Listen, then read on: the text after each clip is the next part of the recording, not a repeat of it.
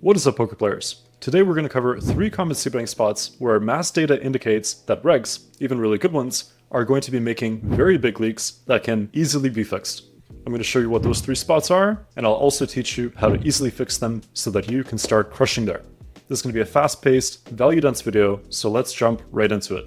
As always, thank you so much for taking the time to watch these videos, because it gives me great joy to be able to teach poker. Let's start off with the first spot, which is what we're looking at right over here. This is a simple small blind versus big blind spot in a single raise pot. What we're looking at is how the big blind player reacts to a small c-bet from small blind. Mass data indicates that most players are going to be overfolding by around 3 to 4% here. Specifically, they'll fold a lot on these higher boards, including higher paired boards, where the defending threshold for big blind is going to be relatively low.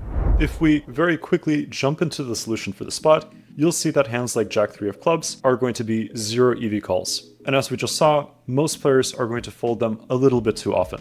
But even if you study the game for a little bit longer, you might not necessarily know that this is going to be one of those spots in poker where it's actually better to call wider than the solver suggests.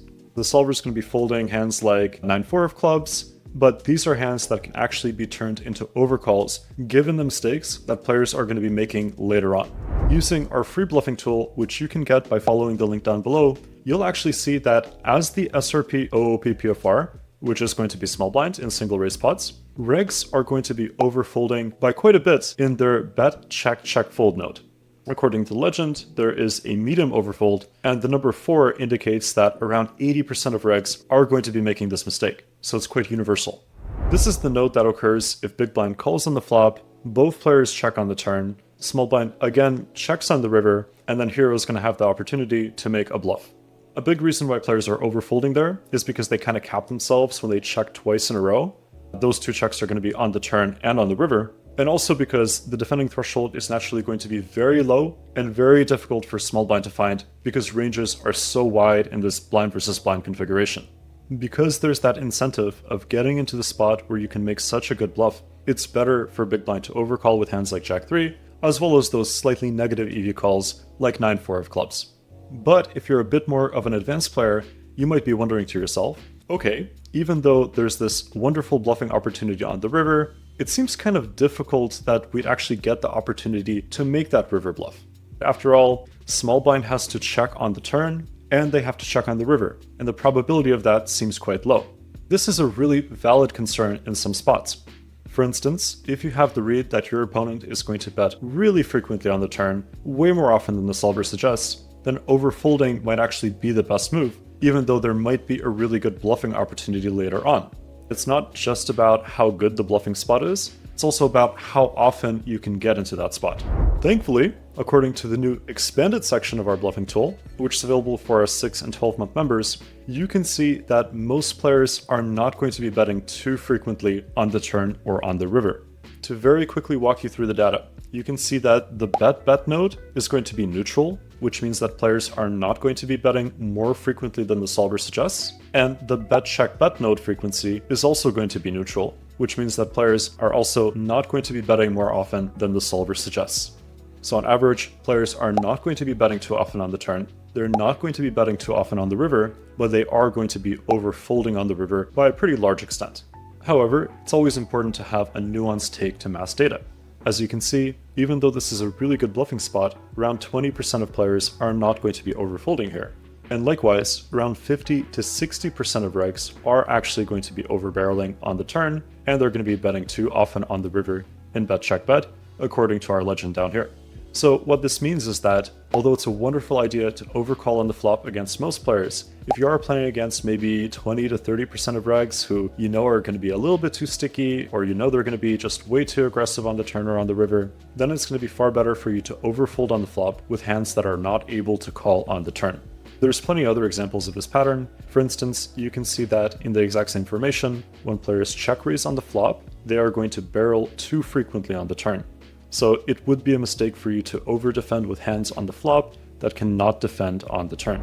Last point I want to mention before we move on to the second powerful example is that this point of over-defending on the flop in order to bluff on the river is not going to apply equally to all textures. The reason I chose this board specifically is because players are going to be quite weak when they bet, and they are going to overfold a lot on these sort of higher dry textures, including high paired boards with a big gap between the two cards. These are boards where the small blind is going to miss the flop with a large chunk of their range. By contrast, if it's a higher connected board, or if it's a low, very connected board, data indicates that players are going to be much stronger when they c-bet, and bluffing on later streets is not going to be as good. So although this exploit of overcalling might still work against some of the more passive players, you definitely want to slow down if it's a board like King Queen Jack or 8-7-6 with a flush draw. Spot number 2. I feel like this one's going to be maybe controversial, maybe that's the wrong word, but take a look at this. So this is a hijack versus a big blind spot. Hijack, who is a reg, decides to go for 75% pot on the flop. I think this is a hand that most people would immediately call without thinking about it.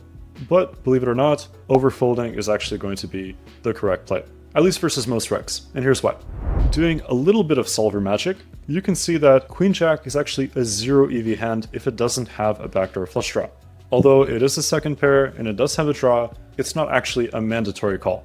The thing is, from early positions, ranges are going to be very tight and they're also going to be very asymmetric.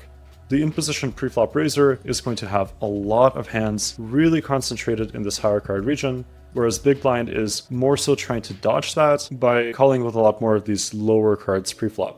So they're going to be at a very big disadvantage on these higher flops. One big thing that we talked about in our latest Savant course is how large flop c-bets, especially from early positions, are going to be really under-bluffed. It's not necessarily because players are trying to under-bluff when they c-bet big. It's probably more so the case that players just really struggle to find enough bluffs when they go for larger flop c-bets. They have all of these strong hands, and they have to find c-bets with hands like Knight 8 or these complete trash Ace-X hands if they're going for 75% pot. Plus, players are going to interpret the game a little bit differently when they're holding different hand strengths. So for instance, if hijack is holding something like pocket queens here, they might think to themselves, this is a flop where they want to c-bet a bit bigger, but if they're holding one of the weaker ones, maybe they'll view the exact same flop differently. They'll treat it more of a range bet flop. Human players are going to be a little bit greedy, they're going to be a little bit biased, so there's definitely this small but noticeable effect where players are going to view the exact same flop through a different strategic lens depending on the hand strength that they hold. Whatever the exact reason is, players are going to underbluff severely on these higher connected boards from early positions when they use a larger flop c-bet. And this mistake goes all the way up to very high stakes. Therefore, the correct response for big blind, pretty much all of the time, is going to be to severely overfold. Really don't have to call hands like Queen Jack, really don't have to call with hands like Ace Jack that are only going to be flimsy gut shots, and also big blind does not have to call with hands like weaker top pairs. I think this spot is a little bit confusing in general because players are used to thinking that all of these hands are going to be mandatory calls, but you'll quickly realize that they're not when you go through a handful of solutions. There are also some important player considerations. For instance, a lot of players are going to barrel too frequently on the turn, whereas some players are not going to do that, which can definitely affect how wide you want to defend against c-bets. It's a super good course because, just like the video, we focus on the exact spots that players get wrong the most. The drills are excellent too. They come with expert annotations as always, they tie right into our practice hub so you can repeat them if you're struggling with them. Plus, as I mentioned before, we just released that new defensive part of our bluffing tool, which is available for our 6 and 12 month members. You'll see how often players are barreling in various different lines, as well as how often they're bluffing in pretty much every single common river spot in single raised and 3-bet pots. As always, our content is packed with value, so if you really want to improve, Savant is the membership for you. Link down below. The last c-betting spot that I want to talk about is actually only one of the exploits that we talk about over here in one of our Savant core courses. It's taken directly from Module 3. Just like before, we're going to start off with a hand example that you might find a little counterintuitive.